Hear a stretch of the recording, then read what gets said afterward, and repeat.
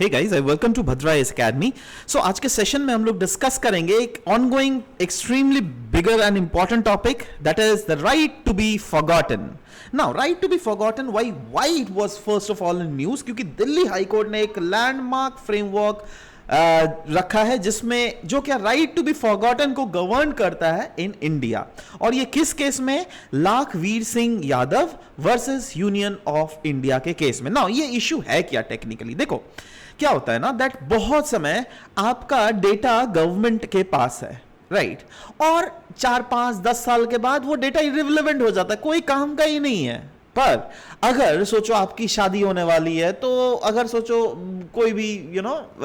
Bride वाल side वाले या फिर ग्रूम साइड वाले उन्होंने अचानक से देख लिया इंटरनेट में, अरे या इसके खिलाफ तो उतना गंदा गंदा एक्यूजिशंस लगा था, in spite of the fact that वो एक्यूजिशन गलत रहा होगा, बट वो क्योंकि इंटरनेट में है ना, तो it is highly probable that अगर वो इंटरनेट में रह जाए ना, तो वो आपके करियर में एक दाग लगा सकता है, राइट तो ये राइट टू बी फॉरगॉटन एक ऐसा एस्पेक्ट है जहां पर आप वो डेटास को रिक्वेस्ट कर सकते हो government say that should be deleted, right तो इसीलिए यह बोला गया राइट टू बी फॉरगॉटन, जो क्या एक एम्पावर करता है इंडिविजुअल को, कोई भी, जिससे वो अगर चाहे तो कोई भी पब्लिक डिजिटल प्लेटफॉर्म या फिर सर्च इंजन से अगर चाहे तो अपने डेटास को रिमूव,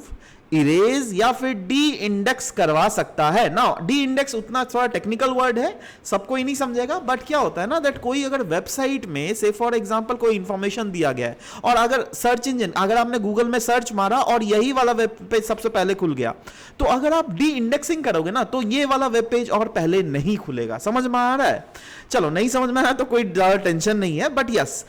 मतलब देखो ओवरऑल यही है दैट कोई भी इंडिविजुअल इंपावर्ड होता है दैट पब्लिक डिजिटल प्लेटफॉर्म या फिर सर्च इंजन से अपने डेटास को हटाना, पर्सनल इंफॉर्मेशंस को रिमूव करवाना, राइट सो वही बोला गया, it is invoked when the continued digital accessibility of such informations, जैसे कोई भी अगर पास्ट एक्विजिशंस या फिर कोई ऑब्सोलीट लीगल डिस्प्यूट आपके और कोई दूसरे के बीच में चला था, राइट और वो उसके होने का लास्ट 10-15 साल हो चुका है, बट वो अभी भी आपको हार्म कर रहा है and there is no longer it serves any legitimate public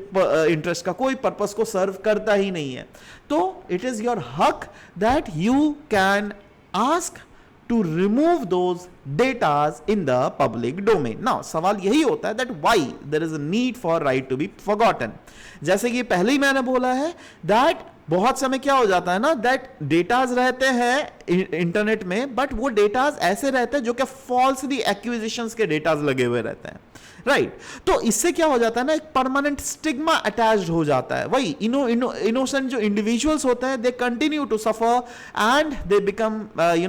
search engine में गलत एक्विजिशंस में लगे हुए, राइट और अगर डिजिटली परमानेंट अगर वो डेटा रहे तो वो आपके रेपुटेशंस को हार्म कर सकता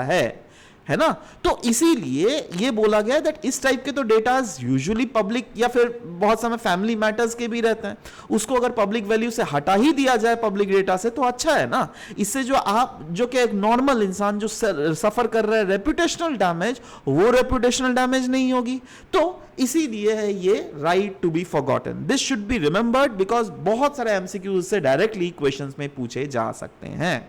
चलो एक एमसीक्यू यहां पे पूछा गया है, चलो आप सॉल्व करो तो इस एमसीक्यू को and write it in the comment section below what is the correct answer to this very MCQ, right so I am just waiting that you should be giving your correct answer.